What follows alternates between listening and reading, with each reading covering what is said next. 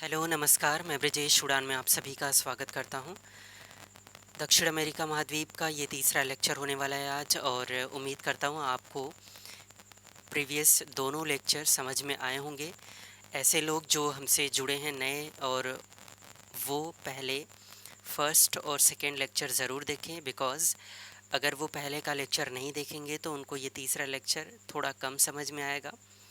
उसकी वजह है कि आपको कंट्री का नाम और उनकी लोकेशन याद होनी चाहिए, ताकि आप बेहतर ढंग से इन्फॉर्मेशन को ग्रैस्प कर सकें। आज हम लोग कवर करेंगे रिवर्स के बारे में। उसके पहले एक मैं थोड़ा सा आपको बताना चाहूँगा कि कंट्री फिर से देख लीजिए कौन कौन सी थी। ये कंट्री है वेनेजुएला। वेनेजुएला के बाद इधर है गुयाना। गुयाना के बाद ये है सूरीनाम। सूरीनाम के बाद ये फ्रेंच गुयाना है। फ्रेंच गुयाना के बाद ये बड़ी सी कंट्री है, उसका नाम है ब्राज़ील। ब्राज़ील के बाद यहाँ पे आपको मिलेगा उरुग्वे। उरुग्वे के बाद ये कंट्री आपको मिलेगी अर्जेंटीना। अर्जेंटीना के बाद इस तरफ आएंगे तो ये आपको पट्टी नुमा जो कंट्री मिलेगा वो क्या है, वो चिली है। चिली के बाद आपको ये देश मिलेगा पेरू, ये पेरू है। उसके बाद ये है इक्वाडोर। इक्वाडोर, उसके बाद ये है कोलंबिया। तो ये तो देश हो गए कोलंबिया। और उसके बाद ये क्या नाम है इसका, बोलिविया। और एक ये देश है, इसका नाम क्या है, पराग्वे। तो दो लैंड लॉक कंट्री बोलिविया और पराग्वे हैं, ये आपको याद होने चाहिए। एक यहाँ पे द्वीप छोटा सा था, उसका क्या नाम था, त्रिनिदाद व टोबैगो। तो ये दक्षिण अमेरिका महाद्वीप के देश हैं, इनका ध्यान आप रखिए ज़रूर से। आइए अपने लेक्चर पे चलते हैं और देखते हैं आज हमें क्या पढ़ना है। यहाँ एक बात और मैं बताना चाहूँगा आपको, कंट्री की सीमा किस देश से लगती है, ये भी सवाल बनते हैं।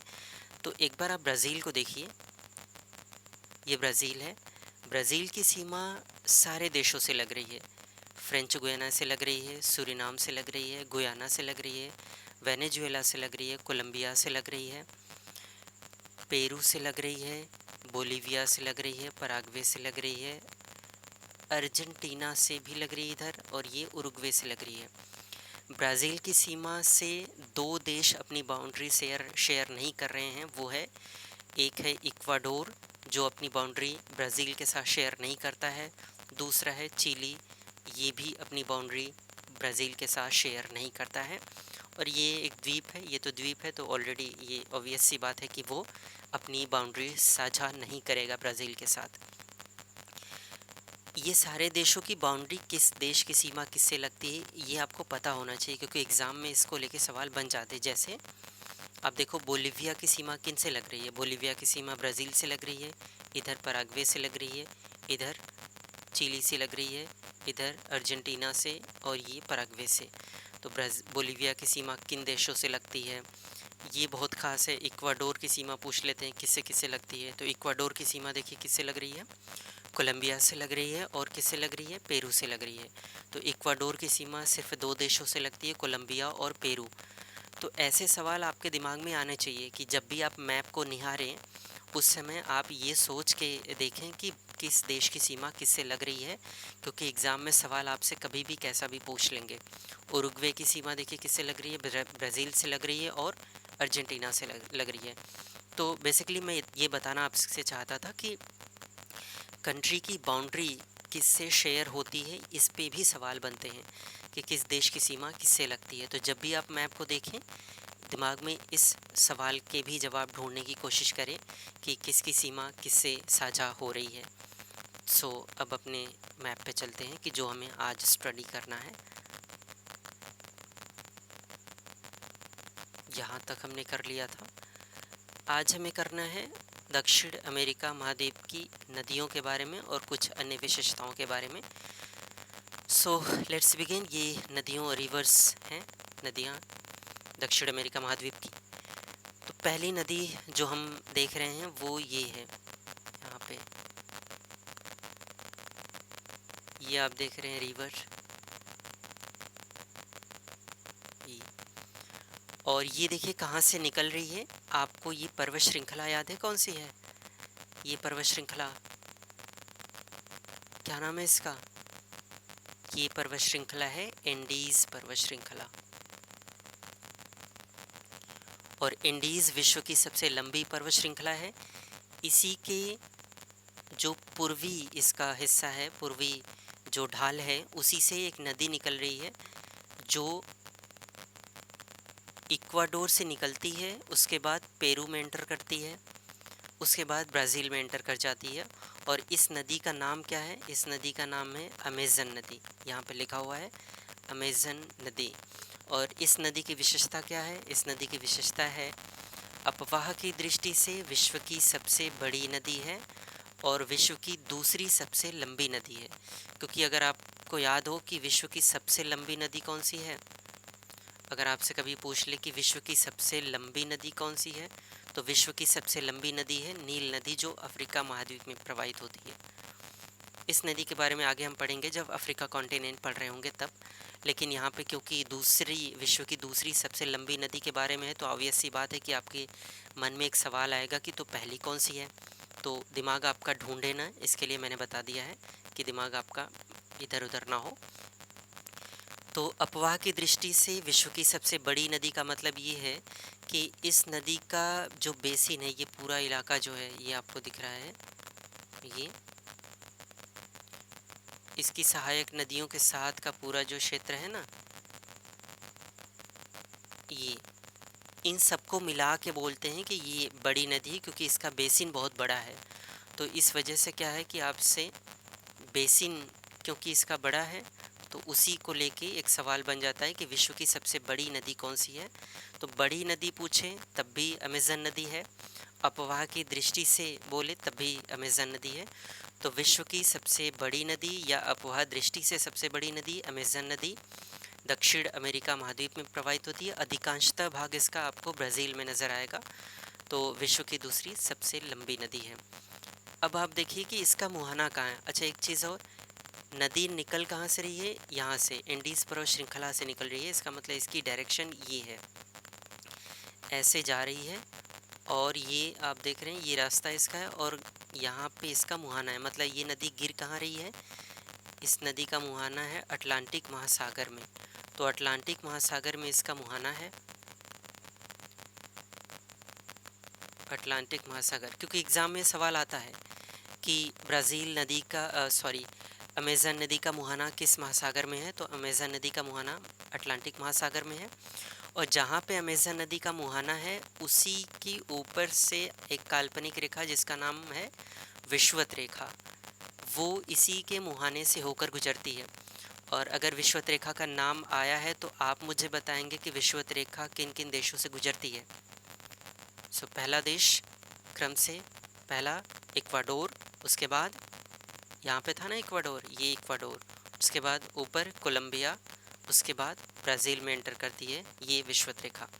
तो हमने अमेजन नदी की बात करी है। अमेजन नदी, इसका मुहाना अटलांटिक महासागर में है, विषुवत रेखा इसके मुहाने से होकर गुजरती है। उसके बाद अब इसकी सहायक नदियों को हम देखें तो ये एक सहायक नदी आ रही है यहाँ से ऐसे, और ये आके मिलेगी अमेजन नदी से यहाँ पे। और इस नदी का नाम क्या है? जापूरा नदी।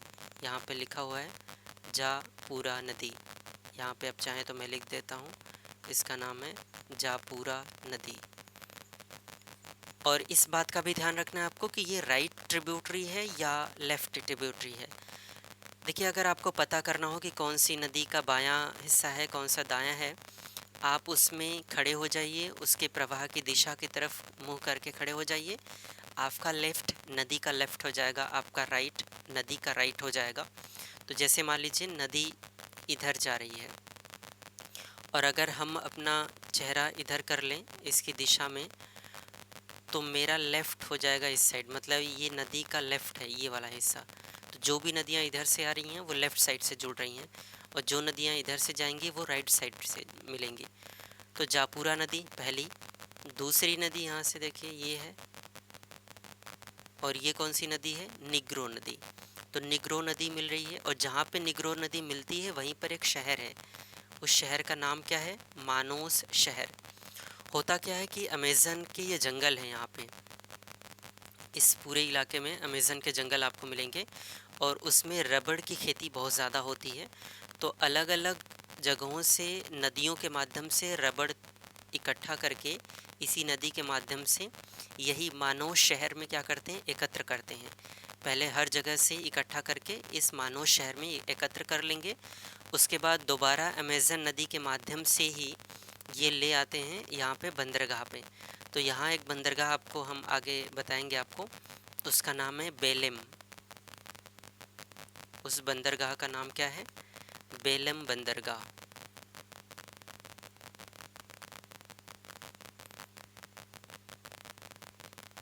तो उस बंदरगाह का नाम है बेलम बंदरगाह,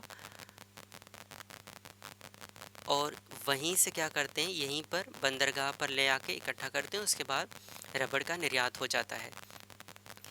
तो मानोस शहर आपसे पूछ लेगा किसके लिए प्रसिद्ध है, तो ये मानोस शहर किस लिए प्रसिद्ध है? रबड़ संग्रहण का केंद्र है ये, ब्राज़ील में है, अमेजन नदी और निग्रो नदी के जंक्शन पर आपको मिलेगा।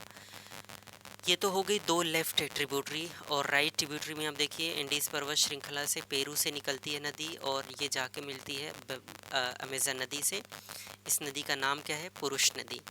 और एक नदी ये है जिसका नाम है मडीरा नदी। तो ये मडीरा नदी है। अमेजन नदी की सबसे लंबी सहायक नदी की बात करें तो यही नदी है, मडीरा नदी। आपको ये सहायक नदियाँ ज़्यादा याद करने की ज़रूरत है नहीं, लेकिन आप जानते रहिए। हाँ, अमेज़न नदी के बारे में आपको जानना चाहिए, क्योंकि इस पे सवाल भी एग्ज़ाम में खूब आते हैं और आपको पता होना चाहिए इसका। तो हमने एक नदी कवर कर ली है, अमेज़न नदी। तो अमेज़न नदी इक्वाडोर से निकलती है, इंडीज़ पर्वत श्रृंखला से निकलती है, और ब्राज़ील से होते हुए फिर अटलांटिक महासागर में ये अपना मुहाना बनाती है। इसके मुहाने से विषुवत रेखा गुजरती है, और इसकी ये सहायक नदियां हैं। उसके बाद हम आते हैं इधर,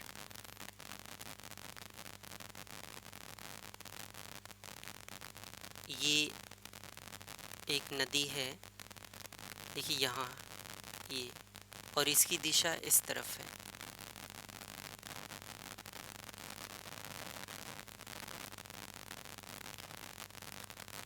जस्ट मिनट।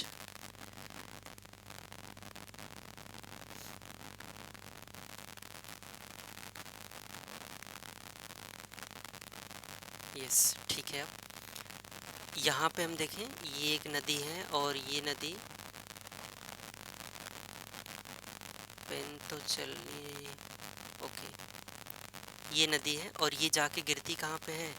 इधर मैंने आपको बताया था ना कैरिबियन सागर है, तो कैरिबियन सागर में जाके ये नदी गिरती है। और इस नदी का नाम क्या है? इस नदी का नाम है मैग्डालेना नदी। बहुत प्रसिद्ध नदी है ये मैग्डालेना नदी। कोलंबिया की बहुत महत्वपूर्ण नदी है ये, और इसके मुहाने पर आप देखेंगे ना, इसके मुहाने पर खनिज तेल के विशाल भंडार आपको मिलेंगे। इसका मुहाना कहाँ है? कैरिबियन सागर में, यहाँ पे ये इसका मुहाना है, और यहाँ पे खनिज तेल के बड़े भंडार आपको नज़र आएंगे। तो ये मैग्डालेना नदी आपसे पूछ लेगा, मैग्डालेना नदी किस देश में प्रवाहित होती है? तो कोलंबिया में प्रवाहित होती है। कोलंबिया की महत्वपूर्ण नदी है ये।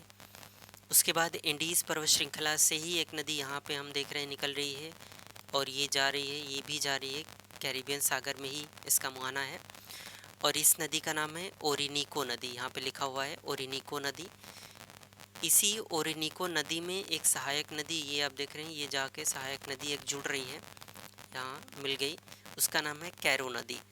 कैरो नदी ओरिनिको नदी की सहायक नदी है। और एक मैंने आपको यहाँ पे बना रखा है कुछ डिज़ाइनर फॉर्म में, और वो देखिए क्या है, जैसे यहाँ पे है ना, ये ऐसे, ये एक जलप्रपात है, और ये जलप्रपात किस नदी पर देखिए है? कैरो नदी पर है। कैरो नदी किसकी सहायक नदी है? ओरिनिको नदी की सहायक नदी है। और इस जलप्रपात का नाम क्या है? देखिए, इस जलप्रपात का नाम है एंजल जलप्रपात। एंजल जलप्रपात विश्व का सबसे ऊंचा जलप्रपात है।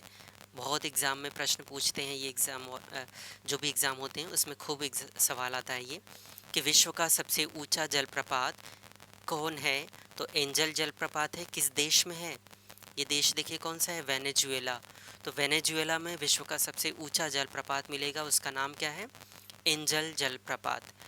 यहीं पर एक झील भी देखिए यहाँ पे है ना, ये एक झील, मैंने आपको दो झीलें पढ़ाई थी, एक तो टिटिकाका झील और दूसरा पोपो झील। ये तीसरी झील है जिसका नाम क्या है? मराकैबो झील, और ये भी वेनेजुएला में है। मराकैबो झील दक्षिण अमेरिका महाद्वीप की सबसे बड़ी झील है, मतलब ये सबसे बड़ी झील है इस कॉन्टिनेंट की। और मराकैबो झील भी किस चीज़ के लिए प्रसिद्ध है? खनिज तेल के लिए प्रसिद्ध है। आप देखेंगे वेनेजुएला एक तेल देशों का ग्रुप है जिसको कहते हैं OPEC, organization for petroleum exporting countries. OPEC में एक देश वेनेजुएला भी है। और ओपेक देश किनका ग्रुप है? ऐसे देश जिनके पास क्रूड ऑयल, कच्चे तेल और गैस के भंडार हैं, उनका एक ग्रुप है। इसका मतलब वेनेजुएला अगर इसका ग्रुप है, यहाँ पे तेल के भंडार बहुत ज़्यादा मिलते हैं, और उसकी वजह यही है कि इस वाले इलाके में तेल के भंडार बहुत ज़्यादा हैं। तो ये झील भी तेल के भंडार के लिए प्रसिद्ध है। मैग्डेलेना नदी इधर कोलंबिया में प्रसिद्ध है। तो ये आपको ध्यान होना चाहिए। फिर यहाँ पे हम आते हैं नदियों में, और ये आप देख रहे हैं ये कौन सा पठार है? इसको बोलते हैं ब्राज़ीलियन उच्च भूमि।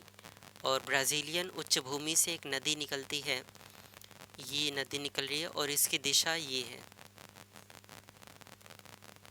इसका मुहाना कहाँ पे है? अटलांटिक महासागर में इसका मुहाना है, और इस नदी का नाम क्या है? साओ फ्रांसिस्को नदी। तो साओ फ्रांसिस्को नदी ब्राज़ीलियन उच्च भूमि से निकलती है, और ये गिरती है कहाँ पे? अटलांटिक महासागर में। आपसे एक सिंपल सा सवाल पूछ लेंगे, साओ फ्रांसिस्को नदी किस देश में प्रवाहित होती है? तो ये किस देश में प्रवाहित होती है? ब्राज़ील में प्रवाहित होती है। ब्राज़ील की एक महत्वपूर्ण नदी है भी ये है। फिर उसके बाद ब्राज़ीलियन उच्च भूमि से ही एक और नदी निकली यहाँ से, इसका नाम क्या है? इसका नाम है पराना नदी।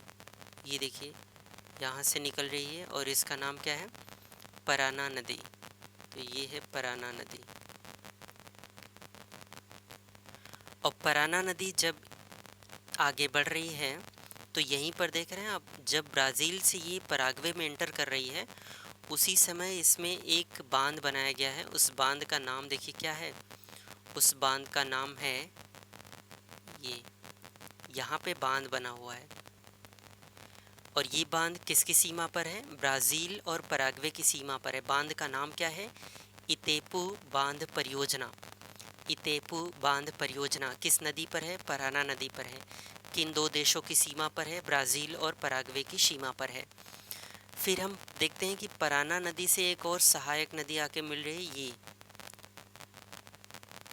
और ये सहायक नदी आके अर्जेंटीना में मिलती है। और यहाँ पे आप देख रहे हैं स्टार बना हुआ है एक, और ये स्टार ये दर्शाता है कि ये पराग्वे की राजधानी है। और आप मुझे बताएंगे पराग्वे की राजधानी क्या है? तो पराग्वे की राजधानी क्या थी? अशुनसियन। अशुनसियन पराग्वे की राजधानी है, और वो किस नदी पर है? इस नदी का नाम, जो सहायक नदी जुड़ रही है उसका नाम है पराग्वे नदी। देश के नाम पर ही उस नदी का नाम है, और इसी पराग्वे नदी पर ही पराग्वे की राजधानी अशुनसियन बसा हुआ है। और ये आके मिल जाती है किससे? पराना नदी से। और पराना नदी उसके बाद आके गिर जाती है कहाँ पे? अटलांटिक महासागर में।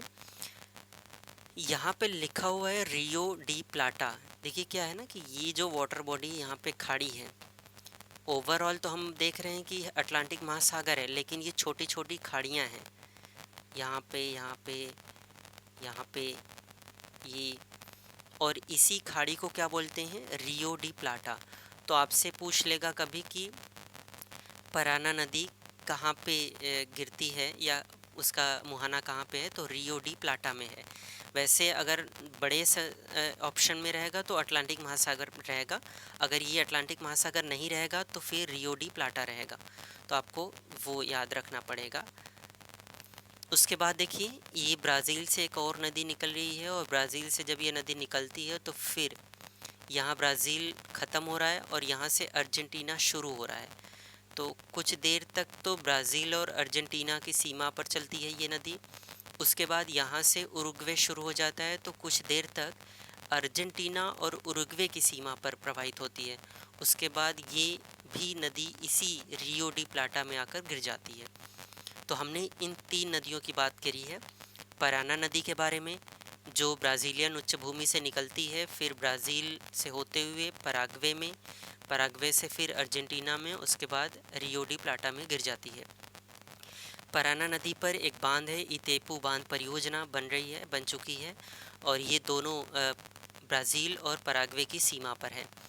उसके बाद हम देखते हैं कि एक सहायक नदी जिसका नाम है पराग्वे नदी, वो ब्राज़ील से शुरू होती है, पराग्वे से होते हुए अर्जेंटीना में पराना नदी से मिल जाती है। पराग्वे नदी पर ही पराग्वे देश की राजधानी असुंसियन बसा हुआ है। फिर यहाँ से है उरुग्वे नदी। उरुग्वे नदी पहले ब्राज़ील और अर्जेंटीना की सीमा पर प्रवाहित होती है, उसके बाद उरुग्वे और अर्जेंटीना की सीमा पर प्रवाहित होते हुए रियो डी प्लाटा में गिर जाती है। सो यहाँ तक हमने नदी कवर कर ली है। अब ये नदी इंडीज़ पर्वत श्रृंखला से निकलती है और ये सीधे इस तरफ प्रवाहित होते हुए कहाँ गिरती है? महासागर पूछे तो अटलांटिक महासागर, वैसे इसका नाम क्या है? बाहिया ब्लांका में गिरती है ये नदी। तो बाहिया ब्लांका इसका खाड़ी का नाम है। तो ये आप याद रख सकते हैं कि कोलोराडो नदी कहाँ पे गिरती है। ध्यान रहे, कोलोराडो पठार हम यूएसए में बात करेंगे, लेकिन ये नदी है कोलोराडो नदी, ये बाहिया ब्लांका में गिरती है। उसके बाद एंडीज़ पर्वत श्रृंखला के ही पूर्वी ढाल से एक और नदी निकलती है जिसका नाम है नेग्रो नदी, और ये सैन मावियस या मैटियस की खाड़ी में गिरती है नेग्रो नदी। यहीं पर आप देख रहे हैं, यहाँ पे नेग्रो नदी है, और यहीं पे आपने देखा था ब्राज़ील की एक सहायक नदी है निग्रो नदी। तो एक जैसे नाम है, एक सहायक नदी है ब्राज़ील की और एक नीचे अर्जेंटीना में प्रवाहित होती है। फिर इसके अलावा आप देख सकते हैं ये है रॉन जॉर्ज की खाड़ी। उसके बाद यहाँ पे है ये वाला हिस्सा है ग्रांडे की खाड़ी। तो ये खाड़ियाँ हैं कुछ, और आपको याद होनी चाहिए। यहीं पर आप देखेंगे, अगर आपको याद हो, मैंने आपको एक द्वीप बताया था, यहीं पर एक द्वीप है, उसका नाम क्या है? फॉकलैंड द्वीप। ये सब आपको याद होना चाहिए। अगर याद नहीं है तो मुश्किल हो जाएगी, फिर एग्ज़ाम में सवाल आएगा। तो इसका मतलब आपको ध्यान है ना कि ये किस देश का अधिकार इस पे है? यूके का, लेकिन विवाद किससे है? अर्जेंटीना से। तो शायद हमने नदी कवर कर ली है और कुछ छूटा तो नहीं है। हाँ, कोई चीज़ छूटी नहीं है, और मुझे उम्मीद है कि आपको ये नदी का जो लेक्चर है वो समझ में आया होगा। एक बार देखिए, दोबारा देखिए, अगर जब तक समझ में ना आए, हो सके तो आप इसको बनाने की भी कोशिश कर लीजिए ताकि आपको बेहतर तरीके से याद हो जाए। आप चाहें तो इसका स्क्रीनशॉट ले सकते हैं, और मैं एक बार मिटा देता हूं ताकि आप स्क्रीनशॉट लेना चाहें तो ले सकते हैं अच्छे से।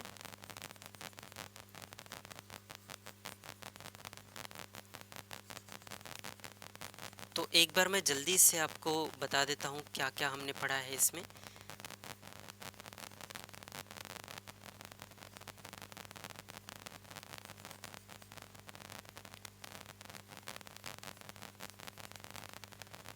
बस जस्ट मिनट।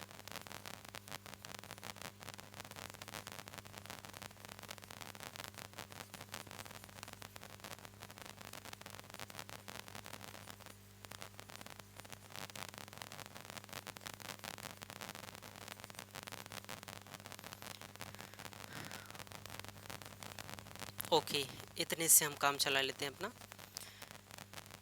तो एक बार जल्दी से रिकैप करते हैं, और यहाँ पे हम देखते हैं, हमने बात करी है ब्राज़ील के नदी के बारे में।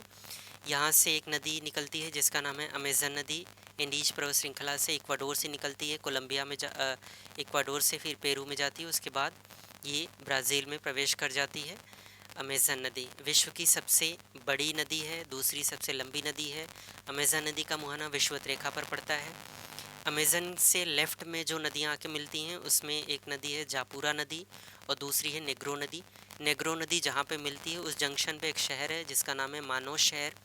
ये रबड़ संग्रहण का केंद्र है। इसके अलावा राइट से जो नदियाँ मिलती हैं उसमें पुरुष नदी है और एक मडीरा नदी है, ये अमेज़न नदी से संबंधित है।